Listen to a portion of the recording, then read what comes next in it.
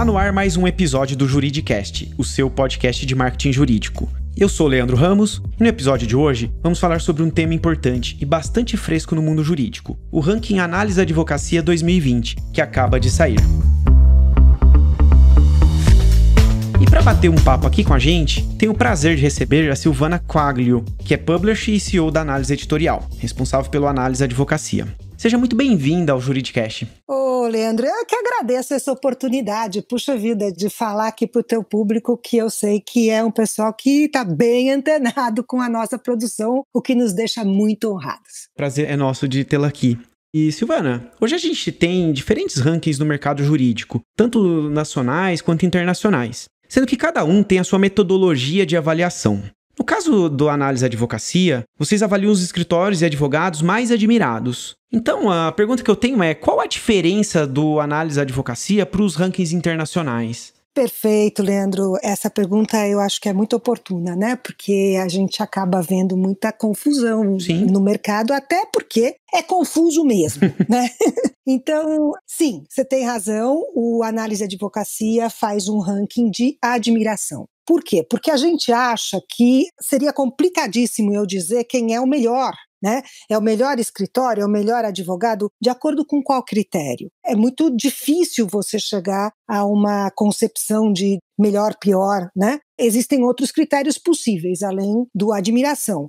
Eu poderia dizer escritório maior, com mais número de advogados. Bom, eu faço isso também dentro do Análise Advocacia, ele traz sub-rankings vários, a partir de uma única pesquisa que me traz os mais admirados em 19 especialidades. E aí eu posso fazer uma série de recortes. Então, desse ponto de vista, a diferença principal eu diria que é a metodologia. Nós procuramos todos os anos os responsáveis jurídicos e financeiros pelas maiores empresas do Brasil e eles nos indicam quem são os escritórios e quem são os advogados que eles mais admiram em 19 especialidades. Perfeito, Silvana. Então, quer dizer que quem participa da pesquisa são executivos jurídicos e financeiros das empresas? Isso, de um universo de empresas que a gente também determina, de acordo com o critério. Qual é o critério? Faturamento líquido. Ok. Então, a empresa tem que ter um faturamento líquido superior a um patamar. Esse patamar a gente avalia ano a ano de acordo com o critério do valor 1000.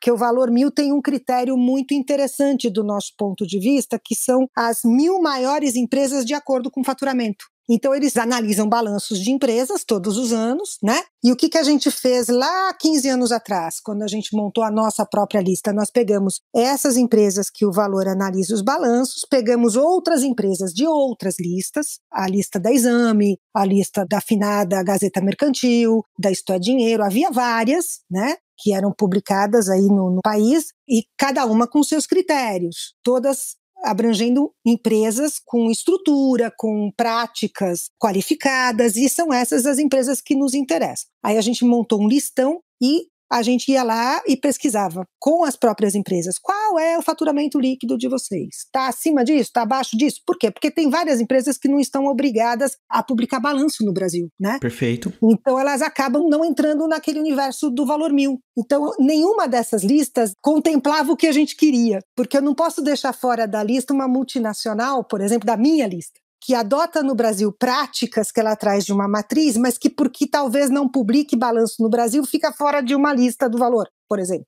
Então, eu queria essa empresa na minha lista, no meu universo de pesquisas. Então, você vê que a gente fez um troço aí bem complexo para chegar onde a gente chegou. Bastante critério. Perfeito, Silvana. E o Análise da Advocacia acaba de sair. E no ranking de 2020, quantos executivos foram entrevistados? Foram mais de 1000, em torno de 1.050 executivos entrevistados. Perfeito. E como são realizadas as entrevistas com esses executivos? Olha, a gente faz as entrevistas por telefone. Ok. É uma equipe da Análise Editorial que não é assim contratada só para isso, né? É uma equipe que é nossa, que a gente treina, que trabalha com a gente o ano inteiro, né?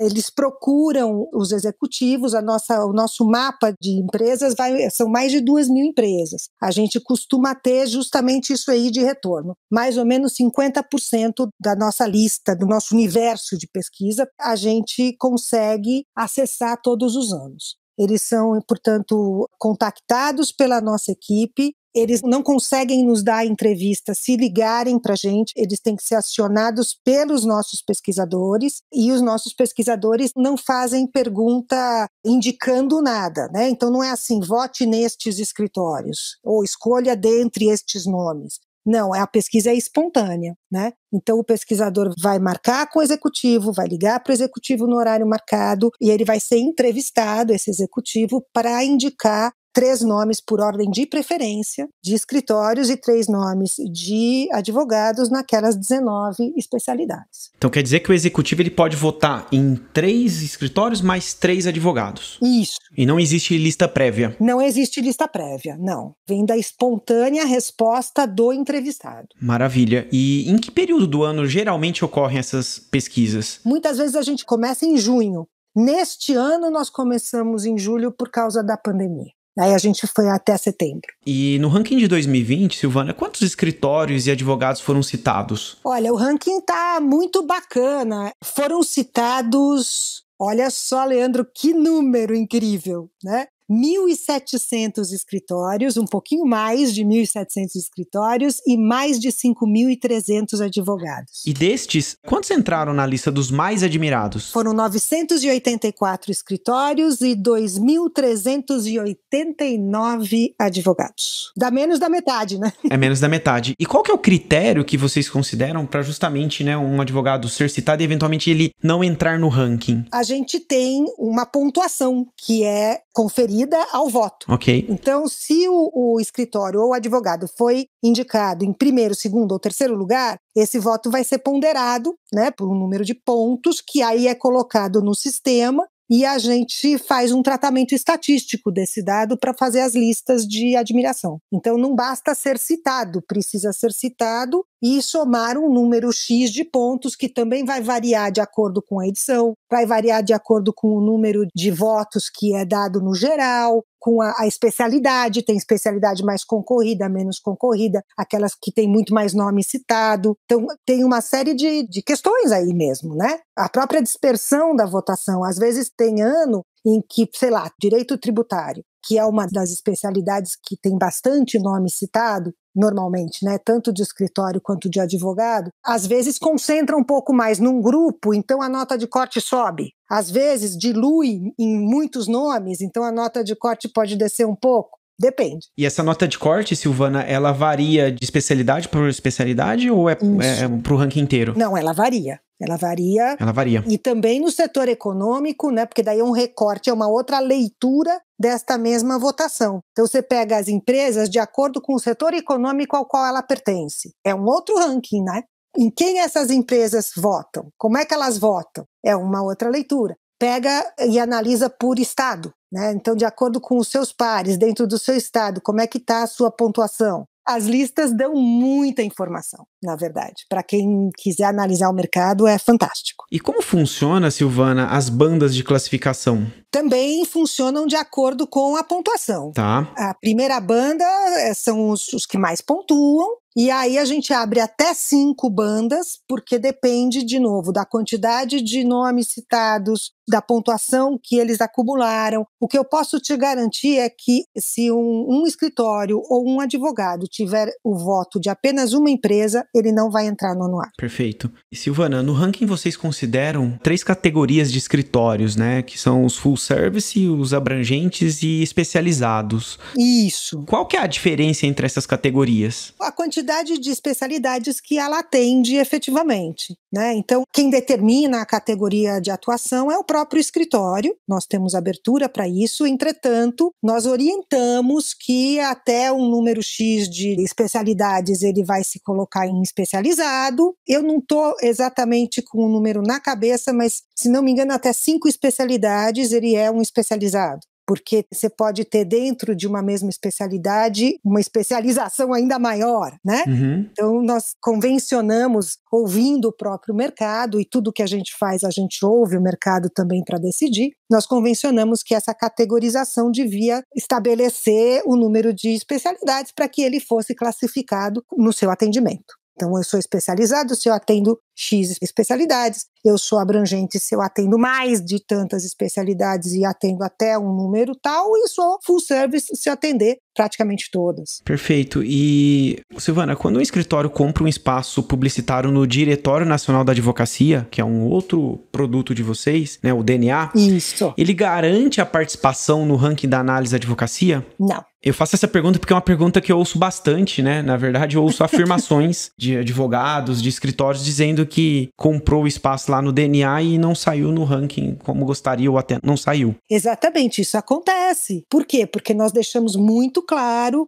para todo o escritório que nós abordamos comercialmente, e a análise editorial tem uma equipe comercial, sim, que o apoio no Diretório Nacional da Advocacia, o nosso DNA, não garante entrada do escritório no ranking. Uma coisa é uma coisa, outra coisa é outra coisa. Quer dizer, o ranking é absolutamente independente. Ou seja, o ranqueamento é um reconhecimento de lembrança de marcas, tanto do escritório quanto do advogado. Enquanto o Diretório Nacional da Advocacia, o DNA, ele é um espaço publicitário que é veiculado à parte, correto? Sim. Ele é um espaço, são inserções, né, dos escritórios que podem ou não colocar o seu perfil da maneira como achar mais adequado, né? Quer dizer, para nós, Leandro, é importante esse apoio. Sim. Porque ele financia os nossos produtos. Agora, a análise editorial, ela construiu uma idoneidade, ela construiu uma credibilidade ao longo de 15 anos e nós jamais vamos vender o ranking, né? Porque senão ele perde completamente o sentido. Sim. E falando de produto, Silvana, vocês possuem também um relatório detalhado, né? Que o escritório, o advogado podem adquirir. Como que funciona esse relatório?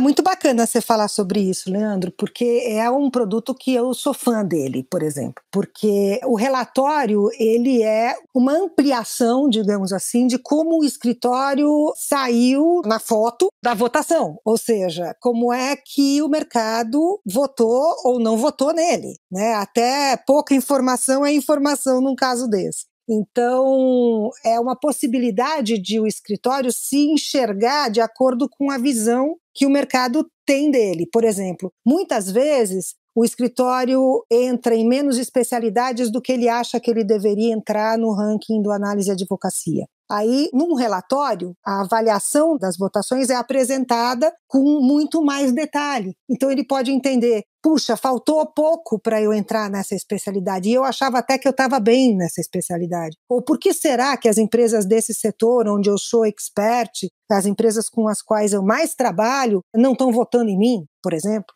Ou quem são os advogados da minha banca que recebem votos, mais votos do que outros, eventualmente podendo até estar próximo do ranking, mas não tendo aparecido? Porque como metade não entra, mais da metade não acaba não conseguindo uma pontuação para estar no ranking, muitos nomes dos escritórios podem estar nessa situação. De repente, um empurrãozinho a mais e essa pessoa entrou. Então quer dizer que um escritório que não foi ranqueado, mas que eventualmente foi citado e ficou ali na nota de corte, caso ele adquira esse relatório, ele consegue saber em que posição ele ficou. É possível. A gente nunca vai revelar quem foi que votou em quem. Perfeito. Né? Isso sempre será um segredo, é um compromisso que nós temos com as nossas fontes, com os executivos. Então, assim, se por acaso um escritório teve um único voto e eu achar que esse relatório que eu possa vender para ele vai abrir esse voto, eu não vou vender. Agora, eu vou poder atender mesmo aqueles que, eventualmente, se eles tiverem tido uma votação relativamente expressiva, mas que não foi suficiente para entrar no ranking, a gente pode, sim, desenvolver um relatório. Perfeito, Silvana. E uma dúvida que eu vejo bastante comum no mercado é que muitos advogados se perguntam sobre aquele ranking dos executivos jurídicos. E a questão que eles têm é, os executivos jurídicos que são ranqueados naquele outro ranking são os mesmos que são entrevistados para o ranking análise advocacia? Essa correlação, ela existe? Existe, eles são procurados, pelo menos, né? Eu não posso garantir que todos eles tenham votado naquela edição, mas eles fazem parte do universo de pesquisa, sim. E não só os ranqueados, porque naquele caso, né, do análise executivos jurídicos e financeiros, que é a nossa publicação específica dos executivos, ele faz um trabalho muito, muito abrangente também. porque ele traz todos os nomes de mais de 2.000 empresas que coordenam esses departamentos nas maiores empresas do Brasil. Também a gente coleta com esses executivos dados sobre o funcionamento dos seus departamentos. Então,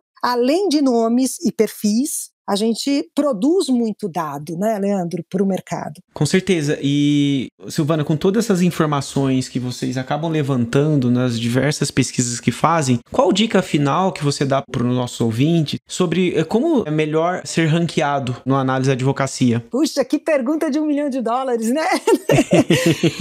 Eu acho até que você sabe melhor que eu isso, viu, Leandro? Eu diria que tornar-se conhecido do mercado é fundamental, né? A gente faz isso de muitas maneiras e eu imagino que todas essas maneiras sejam complementares, porque muita gente ainda hoje acredita nos escritórios que para participar de um ranking ou para ser contratado, ter o serviço contratado, basta ter um bom boca a boca. Boca a boca é fundamental, a gente sabe disso, na prestação de serviço, mas não é a única ferramenta. É importante você ser lembrado, é importante a sua marca ser bem trabalhada por profissionais da área de comunicação. Eu acho que no ranking do Análise e Advocacia, só até voltando para uma pergunta anterior sua, eu não acho que seja só recall de marca. O recall de marca é importante também na nossa pesquisa, mas é fundamental o posicionamento do escritório, concorda? No mercado. Então, o que faz um posicionamento? Bom, eu ser referência, eu preciso me tornar referência de alguma maneira como profissional, como escritório, né? Publicando artigos, publicando opinião sobre um assunto no qual eu seja especialista, demonstrando a minha especialidade de alguma maneira, tratando bem os clientes, sem dúvida. Quer dizer, atendimento hoje em dia é fundamental na advocacia. Então, se eu prestar um atendimento que não deixa uma boa imagem ou uma boa marca, cuidar da imagem, nossa, cuidar da imagem é fundamental. Eles até dizem isso pra gente, os executivos, em pesquisas que a gente faz com eles. O que você considera num escritório para contratá-lo? E reputação é sempre o principal quesito que eles apontam. Então, eu diria, como uma dica de ouro, cuide da sua reputação. Excelente, Silvana. O nosso episódio chegou ao final. Eu gostaria de agradecer muito a sua participação aqui no Juridicast e já deixo o convite para você e toda a equipe da Análise Editorial para gravarmos mais episódios sobre outros rankings que vocês fazem. Já fica aí o convite para a gente falar sobre o ranking de executivos jurídicos. Perfeito, perfeito. E mesmo dentro do Advocacia, você tá para receber o seu exemplar, que eu sei. Aí assim que você receber, porque você tá aqui com notícia fresca para o teu público, né? O que você quiser ouvir a gente está à disposição e agradecemos muito o espaço que você está dando para a gente, essa oportunidade ótima. Eu que agradeço. Adorei o nosso bate-papo. Muito obrigada, viu, Leandro? Conta comigo. Gostou desse podcast? Então acompanhe o Juridicast, um podcast da agência Javali, líder em marketing jurídico no Brasil.